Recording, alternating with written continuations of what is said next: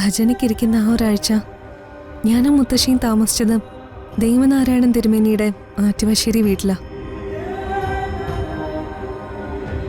എല്ലാം എനിക്കിപ്പോഴും ഓർമ്മയുണ്ട്.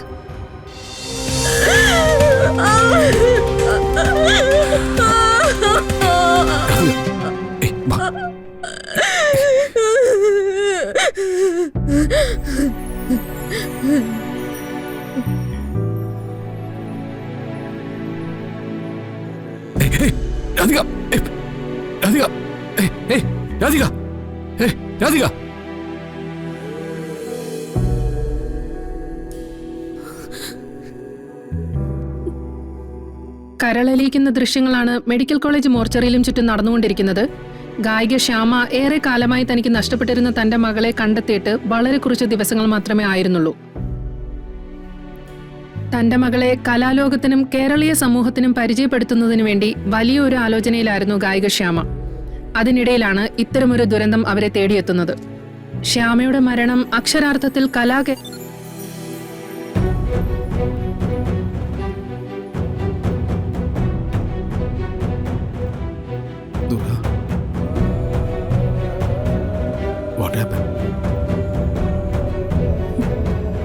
ഗായിക ശ്യാമയുടെ മരണം വല്ലാതെ വേദനിപ്പിച്ചോ തന്നെ? ഗായിക ശ്യാമയുടെ മരണം കേരളക്കരയുടെ തീരാ നഷ്ടോ. പക്ഷെ ആ കത്തിക്കരിഞ്ഞ മൃതദേഹത്തെക്കാൾ എന്റെ നെഞ്ചുലച്ചത് ആ കാഴ്ച കണ്ട് പൊട്ടിക്കരയുന്ന രാധികയുടെ മുഖം. രാധിക തനിക്കറിയോ? അറിയും. ഇപ്പോഴല്ല, എന്റെ കുഞ്ഞു പ്രായം മുതലേ. ദുർഗ, ചെറുപ്രായത്തില് എനിക്കൊരു വല്ലാത്ത പേടിയുണ്ടായിരുന്നു. എന്റെ അമ്മയെ ആരോ പിന്തുടരുന്നതും കൊല്ലുന്നതും ഒക്കെ ഞാൻ കൂടെ കൂടെ സ്വപ്നം കാണും. പിന്നെ ഞാൻ ഉറങ്ങില്ല. ഒരു ദിവസമല്ല, ഒരുപാട് ദിവസങ്ങൾ. അന്നെന്റെ കുഞ്ഞു മനസ്സിലെ ഭയം മാറ്റാൻ മുത്തശ്ശി എന്നെ ഒരു ക്ഷേത്രത്തിലേക്ക് കൊണ്ടുപോയി. ഒരാഴ്ച കൃഷ്ണക്ഷേത്രത്തില് എന്നെ ഭജന ഇരുത്തി. അന്ന് ഒരച്ഛന്റെ വാത്സല്യത്തോടെ എനിക്ക് വേണ്ടി പൂജകൾ നടത്തിയിരുന്നത് അവിടുത്തെ ക്ഷേത്ര പൂജാരിയായ ദേവനാരായണൻ തിരുമേനിയ, രാധികയുടെ അച്ഛൻ. അന്ന് ആദ്യത്തെ ദിവസം ഞാൻ ക്ഷേത്രനടയിലിരിക്കുമ്പോൾ ഒരു കൃഷ്ണശ്രുതി കേട്ടു. അതുവരെ കേട്ടിട്ടില്ലാത്ത ഒന്ന്, അത്രയ്ക്കിമ്പ ഉള്ളത്.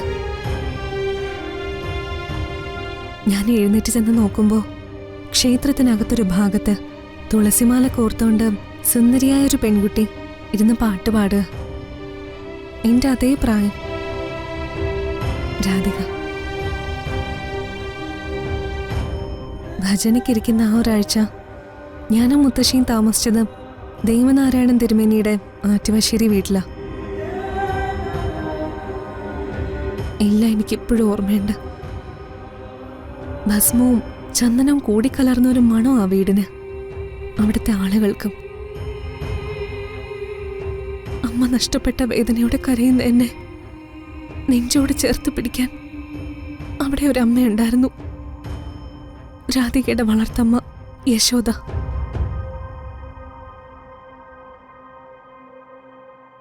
അത്രയും കാലം ഞാൻ ഒഴുക്കിയ അമ്മയെക്കുറിച്ചുള്ള കണ്ണുനീരെല്ലാം ആ അമ്മ തുടച്ചു കളഞ്ഞു. രാധികയോടൊപ്പം എന്നെ ചേർത്ത് പിടിച്ചു. രണ്ടാളും എന്റെ മക്കളാണെന്ന് പറഞ്ഞു. സോറി ദുർഗ, നമ്മൾ തമ്മിൽ ഇതൊരിക്കലും ഷെയർ ചെയ്തിട്ടില്ലല്ലോ.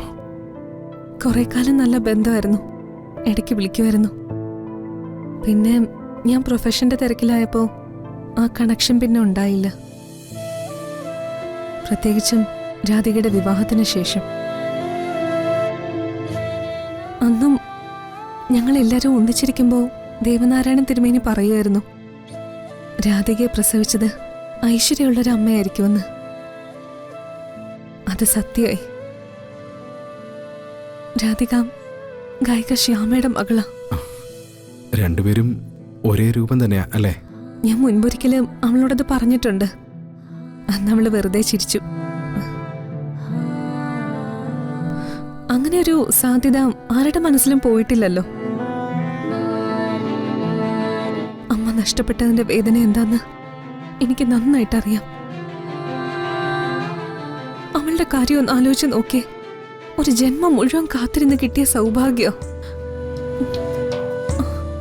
അതിങ്ങനെ അവസാനിച്ചു. പോകുന്നു അങ്ങോട്ട്.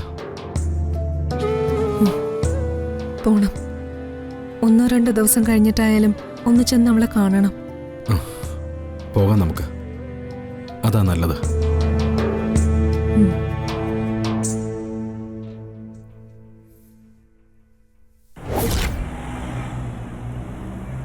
പോലീസ് നീതി പാലിക്കുക! പോലീസ് നീതി പാലിക്കുക!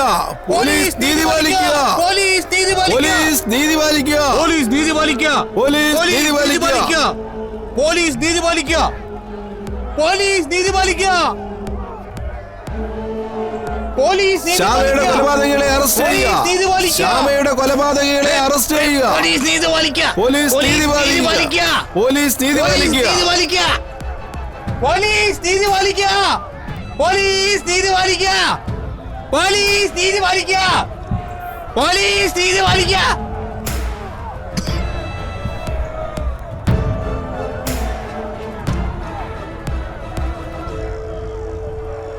ശ്യാമമ്മയുടെ മിസ്സിംഗ് ആയിട്ട് ഇതുവരെ കണ്ടെത്താൻ പോലീസിനെ കൊണ്ട് പറ്റിയിട്ടില്ല. ഇത് പരിപൂർണമായും പോലീസിന്റെ വീഴ്ചയാണ്. ഇത് ശ്യാമയുടെ ആരാധകരായ ഞങ്ങൾ പൊറുക്കില്ല. നാടെങ്ങും ഗായിക ശ്യാമയുടെ ആരാധകരുടെ പ്രതിഷേധം ആളിക്കത്തുകയാണ്. വിവിധ പോലീസ് സ്റ്റേഷനുകൾക്ക് മുന്നിലും ജില്ലാ സ്റ്റേഷനുകൾക്ക് മുന്നിലും പ്രതിഷേധവുമായി എത്തുന്നത് ഒരു സംഘടനയോ ഒരു കൂട്ടം ആളുകളോ അല്ല. ശ്യാമയുടെ ശബ്ദത്തെ സ്നേഹിക്കുന്ന ആരാധകരുടെ മനുഷ്യക്കൂട്ടങ്ങളാണ്. May I come in, sir? Come in. Sir. ഇരിക്കൂ. കുറച്ചു നേരത്തേക്ക് ആരെ അകത്തേക്ക് കടത്തിവിടണ്ട. ചെല്ലേ. പിന്നെ സിറ്റുവേഷന്റെ ഗൗരവം താങ്കൾക്ക് മനസ്സിലായി കാണുമല്ലോ. Sir. Then what are your findings? Sir, as per the reports, മൃതദേഹം ഗായിക ശ്യാമയുടേതാണെന്ന് ഏറെക്കുറെ ഉറപ്പിക്കാൻ സാധിച്ചിട്ടുണ്ട്. ഓക്കെ. മൃതദേഹത്തിന്റെ അടുത്ത് നിന്ന് കിട്ടിയ തെളിവുകൾ മകൾ തിരിച്ചറിഞ്ഞിട്ടുണ്ട്. ഓഹോ. എന്നിട്ട് പക്ഷേ കൃത്യമായ ഒരു ഉത്തരത്തിലേക്ക് എത്തണമെങ്കിൽ ഫോറൻസിക് ലാബിലെ റിപ്പോർട്ടുകൾക്ക് ശേഷം മാത്രമേ പറ്റൂ. മാത്രമല്ല, ശ്യാമ മേഡത്തിനെ കാണാതാകുമ്പോ കൂടെ അവരുടെ ഒരു ബന്ധു ഉണ്ടായിരുന്നു, അമൃത. അവർക്ക് എന്ത് സംഭവിച്ചു എന്ന് ഇതുവരെ ഒരു ഉത്തരവും കിട്ടിയിട്ടില്ല.